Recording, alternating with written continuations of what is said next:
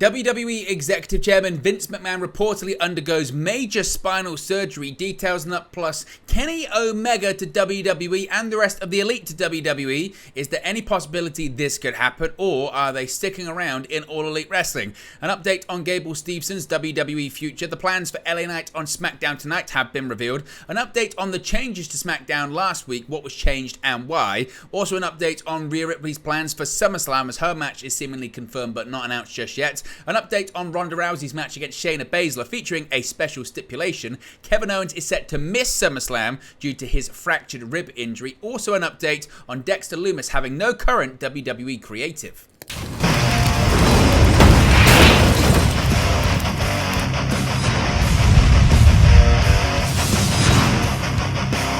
Hey guys, welcome back to Wrestling News 365. Hope everyone is doing very well. As always, there are plenty of news stories to get into in the world of World Wrestling Entertainment. Let's start off talking about Vince McMahon and reports that he has undergone major surgery. Vince McMahon, WWE's former CEO and current executive chairman, reportedly underwent a major surgical operation on his spine recently. According to TMZ, which cited sources close to McMahon, the procedure took place last week and lasted more than 4 hours. The outlet reported that the operation was considered successful and that McMahon has been recuperating in the time since then. McMahon, of course, retired from his role with WWE in July 2022, around this time this year, spending several months away from the company in the wake of a scandal in which the company funds were reportedly used as hush money to cover up allegations of harassment and misconduct made by former WWE employees. As WWE's largest shareholder, McMahon leveraged his position to install himself as the executive chairman of the company's board of directors in early 2023 in order to facilitate a potential sale of the company, the result of which was a merger with the UFC under parent company Endeavor. Many people have reached out to WWE. A spokesperson said the company has no statement at the time, but acknowledged the facts of TMZ's report are believed to be true. Of course, if we get any more update on McMahon, his status and the operation, we'll of course let you know moving forward. But a serious operation, serious procedure for the WWE executive chairman. Again, we don't know the reasons as to why he had the surgery. Now, when it comes to McMahon, his creative fingerprints have been felt on WWE TV recently, including certain nicknames for certain WWE superstars. When Vince McMahon came out of retirement and returned to WWE earlier this year, he vowed not to get involved in the creative process unless it was to advise the company's tentpole storylines. However, the Wrestling Observer newsletter is reporting that he is the one responsible for WWE superstars receiving alliterative new nicknames in recent weeks. According to the report, McMahon came up with Dominic Mysterio's new Dirty Dom moniker, as well as Big Bronson Reed. As of this recording, the directive has mostly applied to Raw superstars, though Santos Escobar's scintillating nickname suggests it's bled into the Brew Blue brand as well.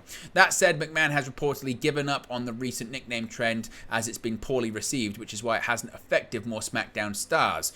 Of course, this isn't the first time that stories about McMahon mingling in creative have emerged since he returned to the fold. Last month, it was reported that WWE personnel have been trying to Vince-proof their plans to avoid him from tampering with them. For example, they've reportedly discovered that he's less likely to change matches if they've been advertised in advance, so they're focusing on getting announcements out long before the bouts are scheduled to take place. However, McMahon was said to have made changes to several matches and storylines throughout June, especially on the Red brand. Ricochet said that everyone still turns to Vince for direction, implying that the executive chairman of the board still has the final say over the product.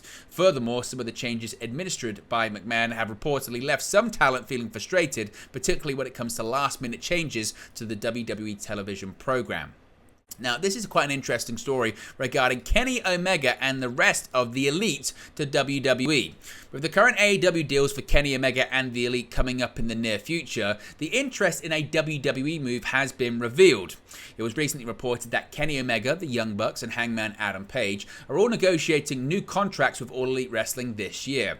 At the time of that report, it was noted that no deal had been reached with AEW, with negotiations ongoing. It was also stated that WWE doesn't expect Omega, Page, and the Bucks to become free agents, and the company is, quote, nowhere near being legally allowed to talk to any of them. Dave Meltzer has provided an update in the Wrestling Observer newsletter this week, writing, quote, the prevailing belief is that the Young Bucks, Kenny Omega and Adam Page are staying.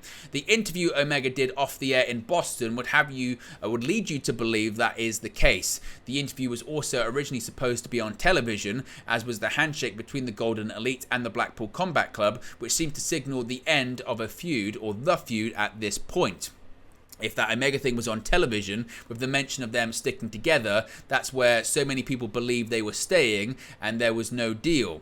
None of those involved have said if that what was the line meant. We do know from a WWE standpoint that months ago they had an impression, or certainly the impression, that they had a good shot at Omega in 2024, and he was the most coveted of all the guys being talked about, like Jay White and the others. That has gone cold, so they do believe he's staying with AEW. Tony Khan making these big offers indicates hope or thoughts of a huge rate increase, in which case big money deals make economic sense. But as we note weekly, television is in a weird state right now, and it's the least stable it ever has been, and for TV to commit to something New Year's in the future will be interesting. So certainly, again, it's very interesting. The prevailing belief and theory is that Kenny Omega, the Young Bucks, and Hangman Adam Page will be staying with AEW, and that the impression that WWE could land Kenny Omega has gone cold. What are your thoughts on the reasons as to why that is? Is that because Vince McMahon is back in the fold and this upcoming merger between the WWE and the UFC under the Endeavor umbrella, and Vince McMahon gaining more power? Or is it just the case of Omega, the Bucks, and Page were never going to leave AEW in the first place? Let me know your thoughts about that in the comment section below. Now, Gable Stevenson is set to make his in-ring debut at the Great American Bash, and a bit of an update as to what's led to this. Now, nearly 2 years after signing with WWE, Gable Stevenson will finally be making his in-ring debut this Sunday as he takes on Baron Corbin at NXT's Great American Bash. Since he signed with WWE, Stevenson has been training at the WWE Performance Center, encouraging the company that he's ready to compete on television. It wasn't Stevenson's confidence that finally brought him on screen, though. It was a request made by WWE Senior Vice President of Talent Development Creative Shawn Michaels. During the Great American Bash media call, Michaels explained the role he played in setting up Stevenson for his first professional wrestling match. Quote, I will be straightforward, honest. Stevenson had been here and I wanted to know, hey, I want to do something with this guy. I want to get him into the mix. Can I do that? Michaels said. Again, there are sometimes some people fall into different genres, different rules. I don't ask a lot of questions, to be perfectly honest, but he is someone that I felt like if we're going to do something with him, let's do it. I think perhaps it was something that slid off someone's desk, so I brought it up, and I got the go-ahead.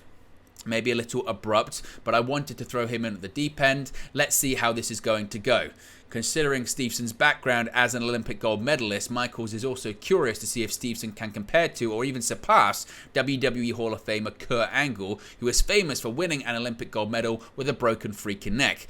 As Stevenson's match with Corbin approaches, Michaels is ready to see how Stevenson handles the transition to the WWE style of professional wrestling. However, there is quite a bit of uncertainty surrounding Stevenson's future at the moment. Stevenson has recently spoken about his passion for amateur wrestling in the run-up to the World Championships in Serbia later this year. It had also been previously reported that Stevenson was interested in making a return to NCAA competition next year too.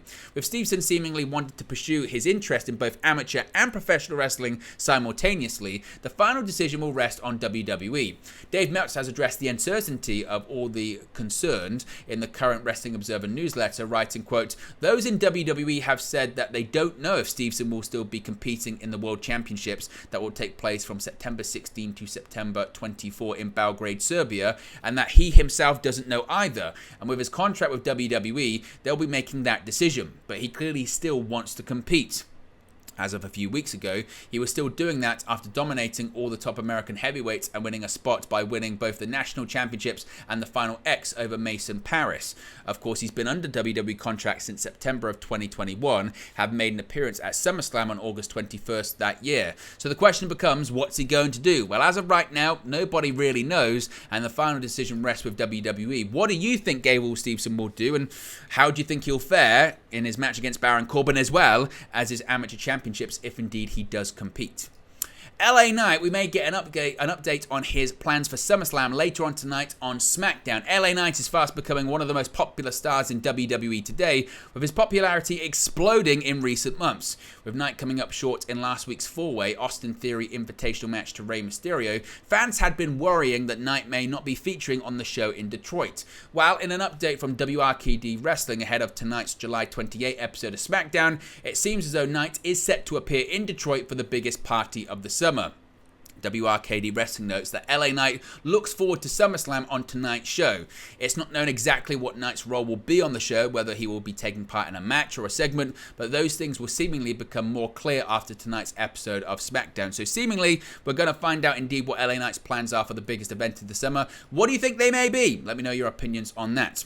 Now, last week we spoke about several changes that happened on SmackDown due to a COVID-related concern for one talent that spread to several. Now, last week's episode of SmackDown had to contend with some last-minute changes due to COVID-related concerns. According to the Wrestling Observer newsletter, Bianca Belair was pulled from the show, though it hasn't been confirmed if she was affected by the reported COVID issues in question. However, her omission forced WWE personnel to replace a segment that would have set up her match against Asuka and Charlotte Flair for the Women's Championship at SummerSlam.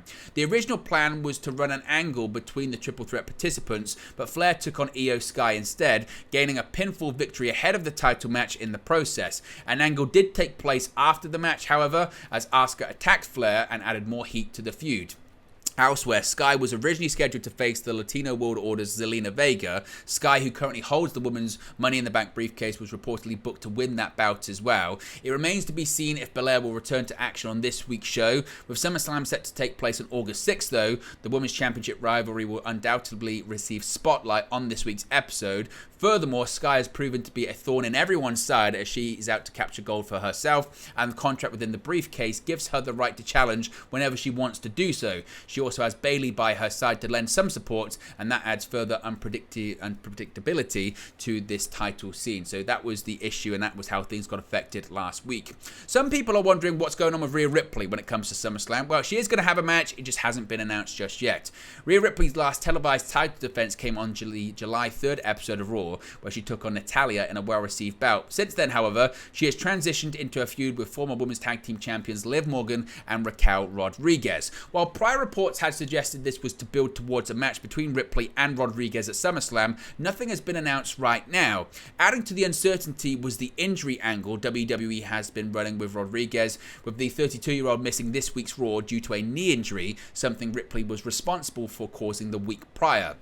Now we may have some more clarity on the status of the match, courtesy of Dave Meltzer in the latest Wrestling Observer newsletter, who reports that Ripley versus Rodriguez is still the plan for Detroit's Ford Field, despite the angle. He writes, quote, "We were told that as of last word, it was still on the show, although they are doing a knee injury angle with Rodriguez. With Ripley proceeding to write Rodriguez tag team partner Morgan off television this week, expect an announcement next week, with Rodriguez ultimately looking for revenge." Of course, Liv Morgan was written off television with a legitimate shoulder injury.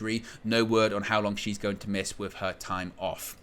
An update on the match between Shayna Baszler and Ronda Rousey at SummerSlam 2. The match may have an added stipulation. The match itself has been officially announced with their feud starting at Money in the Bank on July 1st. The match has been promoted as a fight, but there's been no announcement on what that actually means. While writing in the Wrestling Observer newsletter, Dave Meltzer reported, quote, "Rousey versus Baszler in promos will be a fight. We're told the idea is not a street fight, but more of an MMA rules type of match, which makes sense with both having extensive backgrounds.